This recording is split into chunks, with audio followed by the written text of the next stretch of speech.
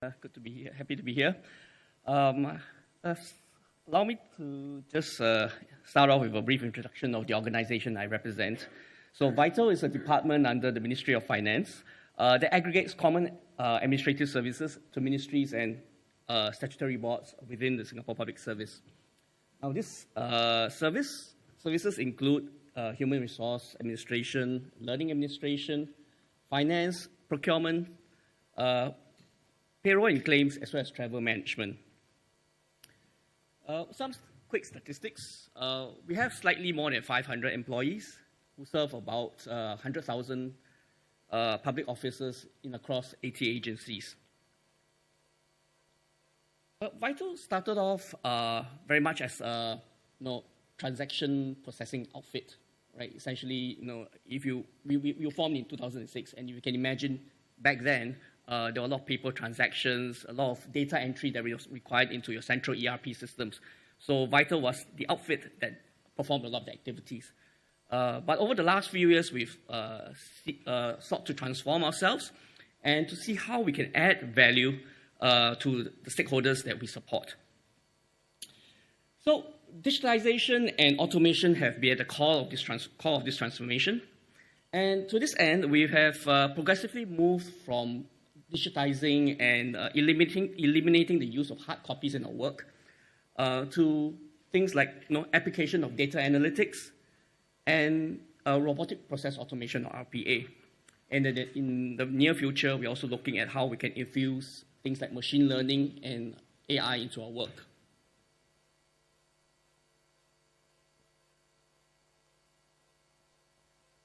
So some examples of how VITAL has transformed ourselves over the years and how we've catalyzed the digital transformation of corporate services. Some examples include the substitution of wet ink signatures on hard copy documents with electronic or digital signatures. I think everyone can imagine when you usually join an organization, the first thing you need to do is to sign off on a letter of appointment. And that's a significant piece of document because it signifies your employment, your engagement with the agency. Right? So how do you then digitize this document which has legal implications, and to ensure that it's not it's tamper-proof, it can be kept for legal records and other purposes. So this is something that we have worked with various stakeholders like our parent ministry, the Ministry of Finance, and the Public Service Division to enable. Right? So apart from that, we also work with GovTech, for example, to digitize asset management and the tracking of fixed assets through the mass deployment of RFID asset tags. And I think this is where it speaks to what Mohit was sharing earlier about the metaverse. All right, that's the first step, RFID asset tagging. Now, to reduce, again, the use of paper and the submission of transport claim expenses, we launched in 2018 a demand aggregation contract with ComfortDelGro and Grab, leveraging on their app-based services so that public officers could make work-related trips without being out of pocket. I think traditionally all of us are familiar. You take a taxi, and then you submit a claim. That's a very onerous process because receipts and all that you get missing, and then you perhaps have to be out of pocket. So what we've done is to work with the two vendors to enable officers to just seamlessly take a ride for work, much as like you and I would be perhaps taking a Grab ride from the home to the venue here today. So I think that has greatly improved the productivity for ourselves, who are the officers, people processing the claims, as well as our public officer colleagues themselves. So specifically on RPA, our investment began some 4 years ago with a pilot using attended robots. After some early successes, we extended the pilot to also include unattended robots, and soon after, we established a Center of Excellence to drive RPA adoption within the organization. And on hindsight, I think this was very timely because 4 years ago was 2018, 2019, and I think we had sufficient time to experiment and explore automation before COVID hit us. And I think in hindsight, there was really a big benefit that came out of our early investment, because with automation, we were able to transit to work from home very smoothly and be able to continue to handle tasks which were previously manually processed and required in-person presence in the workplace. Now, what we have done since is to scale up the RPA initiative to look at automation solutions for the whole of government, the whole of public service, in the corporate and administration domains.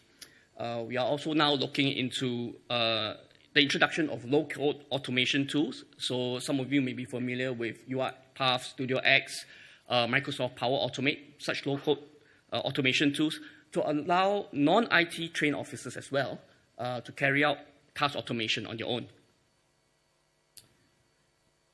I thought it would be useful to spend some time to talk about learning points from our RPA implementation as well as change management efforts, because this is a topic that comes out very regularly in our conversations with our other RPA practitioners.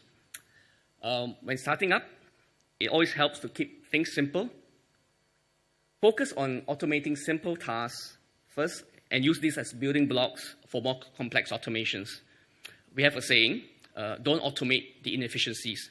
And that's very important to bear in mind. Review and redesign processes and try to minimize the handoffs between the bots and humans as far as possible. One of the tendencies with RPA is to treat the bots as a set and forget solution after development. And one thing we often neglect is that bot automation is applied onto some other IT systems, which in turn could undergo changes. And one of the more memorable experiences we encountered with this was that when the OK button in one of our systems shifted from the bottom left to the bottom right of the screen. And that totally broke our RPA script, right? So the learning point here is that to keep in mind that RPA is very sensitive to system changes, and there is a need for frequent script changes and updates to ensure that the bots continue to work. So, and that brings me to my next point, that RPA implementation should not and is not and must not be solely an IT function. You will need a lot of involvement from business users who run and execute these scripts every day. So what we have done in Vital is to invest in creating a community of RPA users through raising awareness of RPA success stories, user training, and facilitating the access to knowledge and best practices. Now, here are some photos of the awareness creation and change management activities that we undertook in Vital. What you see are brown bag sessions where staff got to see a bot in action real time, completing activities in 10 to 15% of the time that the officers themselves would have done. So seeing is believing, right? So if you can achieve 85% productivity through the use of a bot, why not? Right? And we also film video interviews. So at the bottom of the slide, you see some of our colleagues who actually built RPA scripts and use bots in their own work. And again, seeing is believing. These are people whom the fellow colleagues will know. And this made the RPA experience very real and relatable for officers who have yet to try out RPA. Now, in terms of the training, what we have done in Vital is to adopt a tiered approach. For the vast majority of Vital officers, we see them primarily as users of RPA. So what we require from them is that they be comfortable using RPA and knowing how to execute an automation script, as well as handling exceptions when which may be thrown out by the bots. There will be a smaller group whom we call citizen developers, who have some basic automation skills and are able to build scripts for themselves or for their colleagues' use. On top of this, we have a small core of skilled RPA developers to perform heavy lifting or the more complex coding. And the analogy I can think of for this is with cars. So to use Mohit's example, again, using cars, right? The vast majority of our community, we'll call them car users, all right? Drivers. And with drivers, you just need to know how to operate the car. But you have a sliver of users above that who know how to change perhaps the windscreen wipers when it's worn out or change a flat tire. And that's the equivalent of a citizen developer. And for the really complex tasks, like for example, when you need to do an engine overhaul, that's when you need to call in the mechanics. And that's the equivalent of our core RPA developers. Now, we have also made resources available to our learners during and after their training. So there was the earlier change management workshops, the training that we conduct, but we augment that with readily self-help materials. So what you see here is a screenshot of our digital-first portal on the left that was created to help our vital staff in the automation and digitalization self-learning. Right? And on the right, you see our bot library, which we set up to facilitate the sharing of common RPA scripts. These scripts are not just available to our vital officers, but also to officers across the public service in other agencies, and who wish to use these scripts to automate similar processes in their work. Well, 4 years on, you may ask, what have we achieved? What are our KPIs? And this is a summary scorecard of our modest efforts to date. 10% of our staff have been trained in RPA, automating close to 50 processes. And in all, I think we've achieved something like 66% in efficiency gains. Right? And also, in tandem with that, we've reached out to the wider community to share RPA experiences, the learning points which I've shared with everyone earlier, and we're growing our outreach to the wider RPA community within the public service. So just let me end off with a small glimpse into the future. What's next for our RPA endeavors?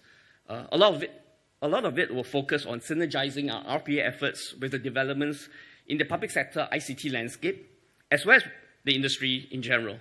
So this will include leveraging the central ICT capabilities and tools provided by GovTech.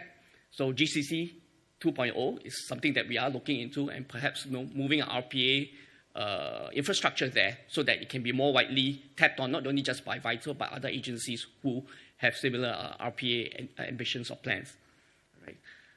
We're also looking at, as I mentioned, harnessing the potential of cloud-based applications, as well as infusing technological advances in AI and machine learning into RPA, right? Looking at how we can perhaps incorporate things like OCR and other elements as well.